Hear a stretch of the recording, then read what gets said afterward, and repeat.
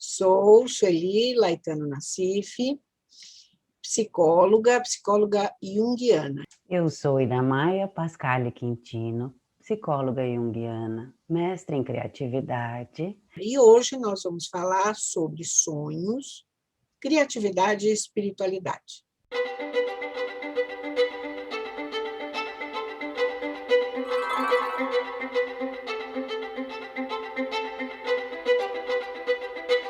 O que significa para você, Idamaia, sonhos? O que são os sonhos para você?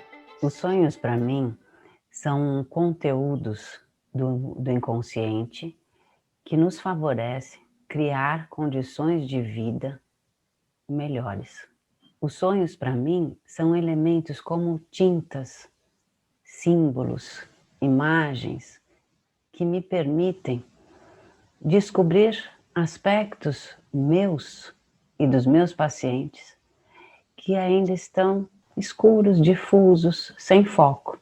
É no diálogo com os sonhos que eu percebo, às vezes, inúmeras vezes, coisas que até então não estavam sendo percebidas. O sonho é um recurso de autoconhecimento, além dele ser uma manifestação de uma vida que eu ainda, apesar de me encontrar com ela todas as noites, que eu ainda vou dar à luz. Então, o paradoxo, né, do adormecer, como se fosse no sonho, né, nos braços da noite, eu adormeço para a vida e desperto para uma nova vida que aparentemente está na morte, para tirar elementos dali e trazer para a vida, quando a gente desperta. É uma forma muito poética, né, de descrever essa duplicidade que a gente tem, né? Esse nosso eu acordado, que tem mais consciência sobre as coisas, e esse eu tão desconhecido que a gente tem, que é um eu que sonha. Quem sou eu, esse ser que sonha em mim? E que no dia seguinte eu relato o sonho sonhado. Muito bonito, Sueli, quando você traz isso, né? Porque é encantador ver a poesia nos sonhos, né? Quantos poetas se inspiraram e quantos artistas partiram das imagens oníricas, embebecidos, para poder criar suas obras, materializá-las, né? E isso tem mesmo muito a ver com a questão da criatividade. Então, nós estamos entrando bem dentro dessa questão do sonho, né? Como criatividade, como uma fonte de inspiração, né? Você vê que interessante, né? Assim como a água brota da fonte, a água, enquanto líquido, nas imagens que o sonho oferece, sacia a nossa sede de existir, carente, né? Carente de responder questões que ainda não têm palavras. Então, talvez por isso que a linguagem poética seja mais fácil de traduzir a experiência vivida, porque é uma linguagem menos objetiva, mais carregada desses significados simbólicos mais sutis que podem adquirir uma apresentação, né, mais nítida, porque às vezes eu fico pensando que escrever os sonhos é você fazer uma tradução de algo tão sutil, muitas vezes para um texto que perde muito da qualidade, da sutileza daquilo que foi vivido. Então, às vezes, é difícil você colocar no papel o sonho que você sonhou. Por isso que talvez as artes, ou a pintura, ou a poesia, podem nos ajudar a fazer essa mediação do sonho para algo que vai ser expresso fora, né? Sim, e é bonito perceber isso, né? Como, por exemplo, quando você diz, né? Como é reducionista quando você vai trazer as imagens, né? Oníricas, às vezes as cores que se apresentam num sonho, a atemporalidade e a fusão das imagens, o tempo onírico, Assim como no poema. Às vezes Sim, você traz no poema, né, quando o Rilke fala, né, no livro Cartas a um Jovem Poeta, para mim ali é um ensinamento, né, de como olhar os sonhos, né, como ter a paciência para contemplar as imagens, como ampliá-las, né. Quantas vezes vem uma imagem no sonho e você vai ao longo do dia trazendo, né, uma atitude poética para aquela imagem, conversando com ela e que ela vai se apresentando, né? Como seriam as amplificações, as associações, e isso vai dando uma dimensão e um colorido, só que o tempo moderno, o tempo objetivo, às vezes não respeita esse ritmo, não nos é verdade. permite isso. É um tempo diferente, o tempo dos sonhos, e até o degustar ou beber nessa inspiração criativa que os sonhos nos trazem, essa água da vida que vem nas imagens do sonho como aquarelas, né, como as pinceladas, fica mesmo como Monet me vê uma imagem agora, porque era tudo tão percebido diferente. Sim, porque a coisa mais importante que tem não é exatamente o contorno definido, mas a luz E, que define esse contorno, né? Então, é um contorno de bordas suaves, onde não existe nada muito extremamente colocado, como do ponto de vista objetivo e cronológico. Nós estamos falando sobre essa coisa da linguagem que vem no sonho e quanto que essa linguagem precisaria ter um outro tratamento, um outro modo para ser apresentada, e que a arte, a pintura ou a poesia poderiam ajudar a gente a trazer mais intensamente essas imagens oníricas, né? Os sonhos do Kurosawa, por exemplo, trabalham justamente essa preciosidade da imagem, né? Do movimento, da luz, do significado. Então, acho que a gente precisaria escrever os sonhos com mais frequência para desenvolver essa capacidade. Né? a escrita dos sonhos, eu acho que agora você falando, né? A atitude diante dos sonhos no mundo moderno é diferente da atitude dos sonhos, né? Por exemplo, para as culturas primitivas. Nós perdemos, né? E eu acho que isso que o Jung e o Campbell, né, se interessavam, né? Nas questões anteriores a nosso momento histórico, como os sonhos, né? Por exemplo, nas tribos indígenas, mesmo acho que até hoje em dia, o pajé ele conta o sonho, é uma fonte também de compartilhar o sonho, contar o sonho, de educação, de esclarecimento para a comunidade, né? Hoje em dia, nós passamos por um processo que eu acho que agora, com o sofrimento da pandemia, um resgate do valor do subjetivo, né? Nós estamos resgatando as preciosidades do encontro com o subjetivo, que lá atrás os povos primitivos e as culturas anteriores, elas não tinham as respostas do mundo objetivo, então elas tinham que recorrer a quê? À subjetividade, aos mitos, aos sonhos. Então o alimento de fortalecimento da cultura e a força naquele sentido, da fonte da vida, vinha através dos sonhos, né? E aquele que era, né, o pajé, ou o líder da comunidade, era capaz de entender, e ele tinha um aparato, né, psíquico, também de poder receber essa imagem, como os artistas, né? Quando o Kurosawa ele faz esse trabalho belíssimo no filme, nem todos nós, que é isso que o Jung traz, né, o processo criativo e a alma, né, do artista, nessa possibilidade de traduzir os códigos, né, as imagens, os símbolos, com objetividade e acessar a alma do outro, né? Só que nós precisamos desenvolver uma atitude com os sonhos. Você estava falando, a gente precisa o hábito da escrita, mas além do hábito da escrita, o exercício criativo de dialogar e produzir um encontro que seja poético, que seja como de um cineasta, como de um musicista,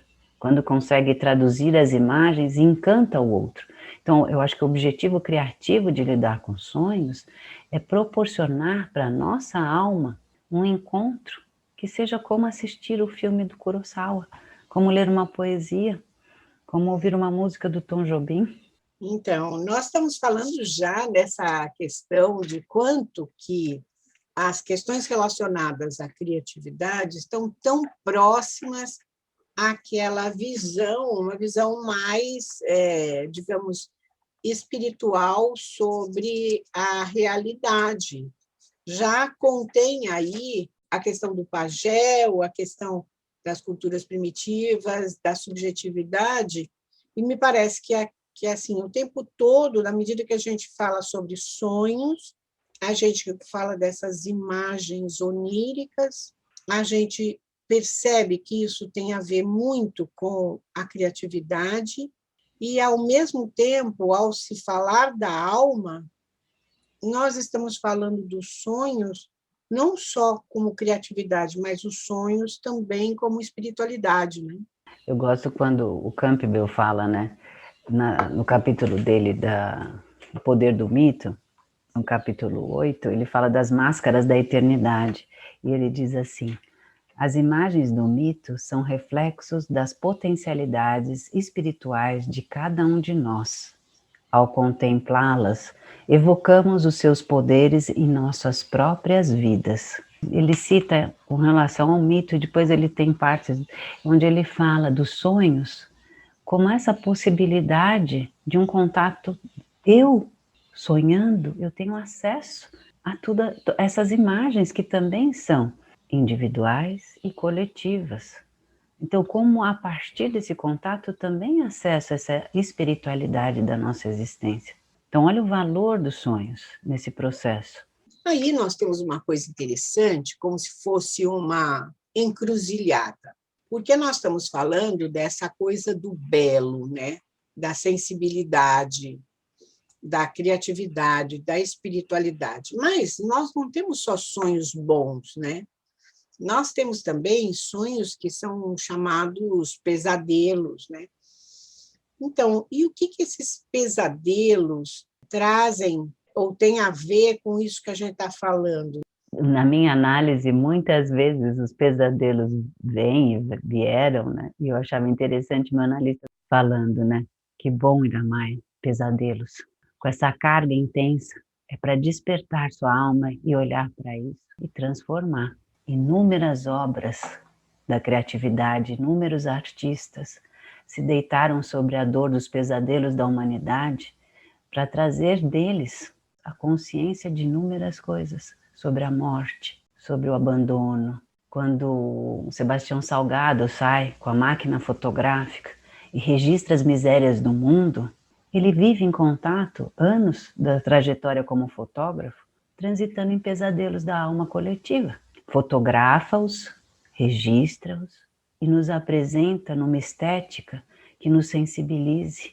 A gente pode olhar para aquilo e elaborar aquela dor do outro e, de alguma forma, trazer a nossa humanidade mais perto de nós, né?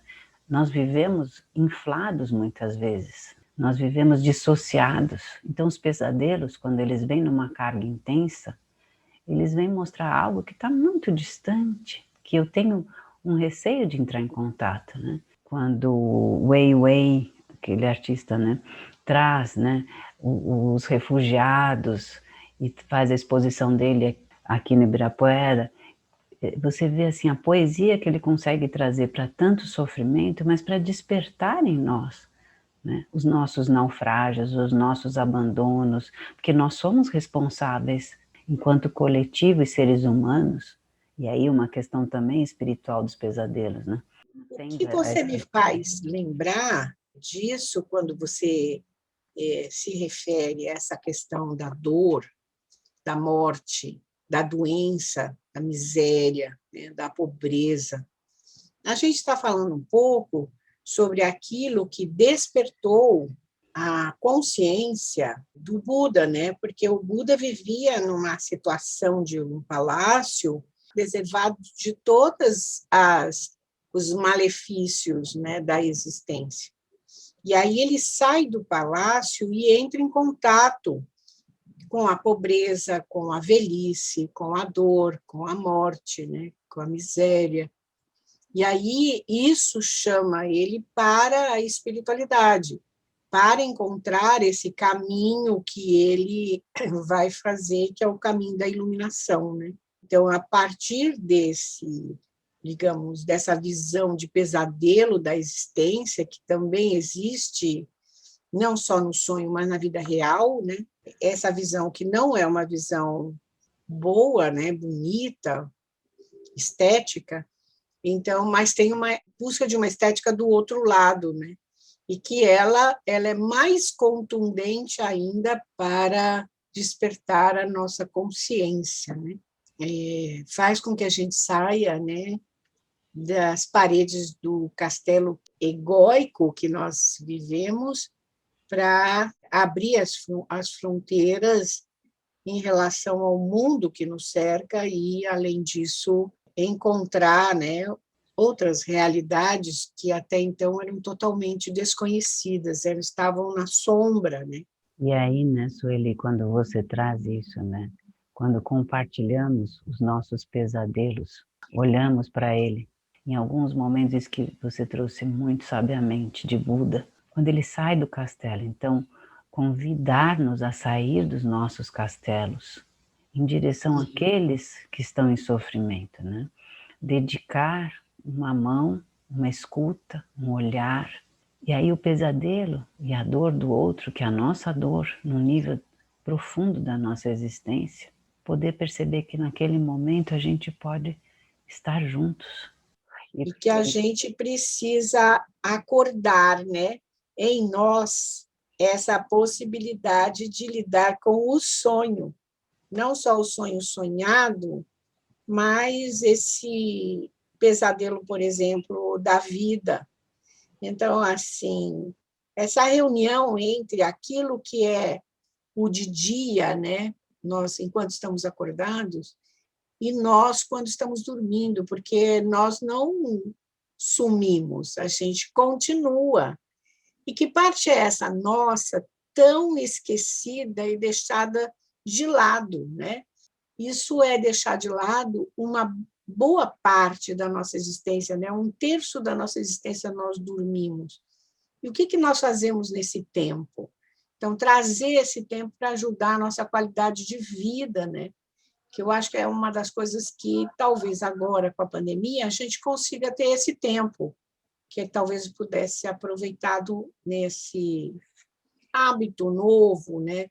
De escrever sobre o sonho, trazer dele recursos de criatividade e também essa profundidade que conecta ele com a espiritualidade, né? É interessante, sonhar é um verbo, criar é um verbo, viver é um verbo, amar é um verbo, existir é um verbo.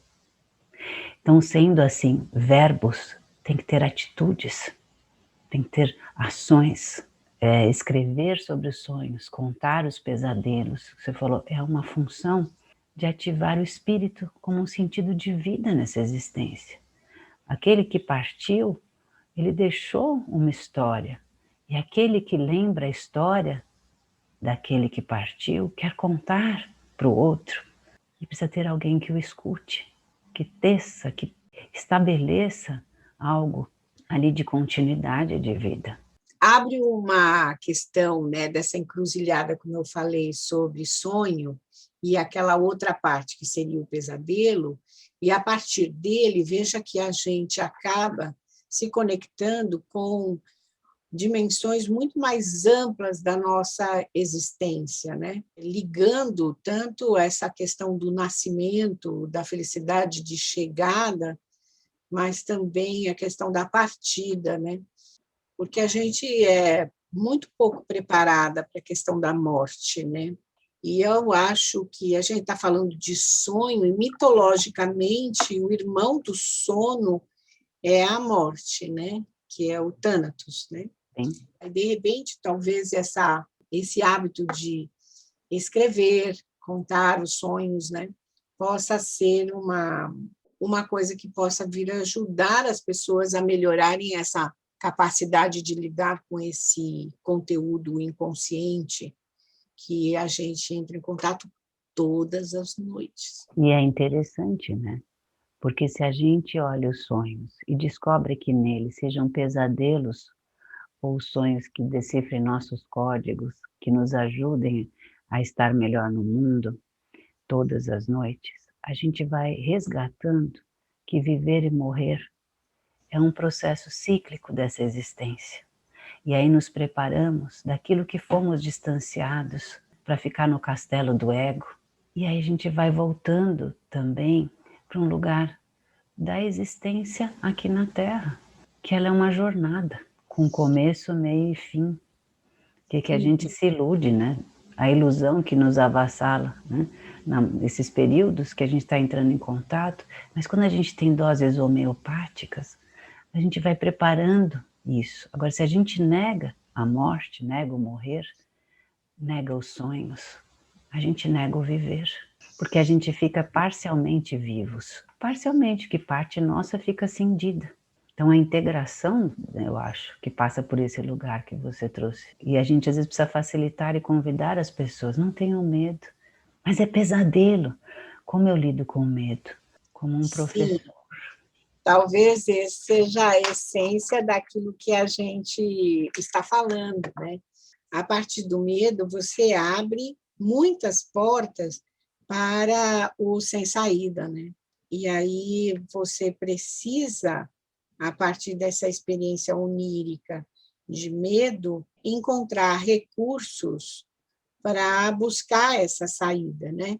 No nosso trabalho do laboratório do sono, a questão que estava sendo trabalhada em termos de sonho era se a gente tinha condição de desenvolver o que a gente chama de sonho vívido. E nesse sonho vívido, eu descobri, então, que eu estou sonhando, e aí utilizar esse momento do sonho como um momento para resolver alguns problemas. Por exemplo, eu tenho medo de andar de avião, tenho medo de ser assaltado. Então, sonhando com isso, consegui encontrar uma saída para essa situação. Aí eu lembro que existe um sonho vívido do Jung, que ele sai da Terra, que mais tarde depois eu descubro que esse sonho vívido, na verdade, foi um episódio de EQM, né? De experiência de quase morte, porque ele estava muito mal, e aí ele volta com uma informação de que um médico que estava cuidando dele iria morrer. Só que o médico não acreditou, né? E E depois de 4 dias, né? Depois de um tempo, ele faleceu, né? ele falece, ele vai falecer logo depois. Logo depois. O que tem a ver com essa coisa de o sonho poder solucionar problemas? Como se a gente tivesse em contato, né, com algo superior a nós, esse ser ou essa dimensão, onde tudo pode ser conhecido, compreendido e onde a gente encontra saídas. Então, esse realmente é um lugar, né, o sonhar, não é só de criatividade, com certeza de espiritualidade, né? Muito conectado com a finalidade da vida, né? A gente trabalha com algo que não é exatamente físico, mas que decorre do físico, enquanto o físico está em funcionamento. Então, nós temos na fase REM, quando os olhos se movimentam, né, para olhar a cena que está vivida, o nosso corpo totalmente inerte, parado, ele faz foco em algo que está acontecendo num outro plano, vivendo uma cena que não está acontecendo na realidade daqui, está acontecendo em outra dimensão, né? Aí, que dimensão é essa que existe em nós, né? E que a gente conecta durante o sono, né? E aí surgem os sonhos. A gente não se dá conta, de que a gente não é só isso aqui consciente que fala e conversa. A gente tem 8 horas de sono que todas as noites a gente dorme. A gente não se pergunta por que a gente dorme, por que a gente come, mas a gente dorme. Então, para que a gente dorme, né? Se nesse momento o seu corpo deixa de ter essa fisiologia relacional e passa a ter uma outra dimensão, né? A espiritualidade, no senso comum, ela ficou institucionalizada e ela perdeu esse lugar também vibracional. Encarnar aqui era um exercício de desenvolver as virtudes, né? Desenvolver, porque as virtudes também vibram num lugar diferente, né? E você só desenvolve a virtude, né, no confronto mesmo com a materialidade do vício, né? Não existe virtude que possa ser extraída da luz. Então, essas essências precisam vir e se transformar, não é? Só que assim, eu acho que era apaziguador para a nossa existência, como se a gente pudesse ter essas vibrações e essa harmonização durante a noite. Então, o que é resgatar é a pureza da função vibracional do dormir. E aí resgata as virtudes que você falou. Então, sai do nível da mente, no sentido racional, para entrar no nível do afeto, do amor, né? Do encontro das pessoas, né?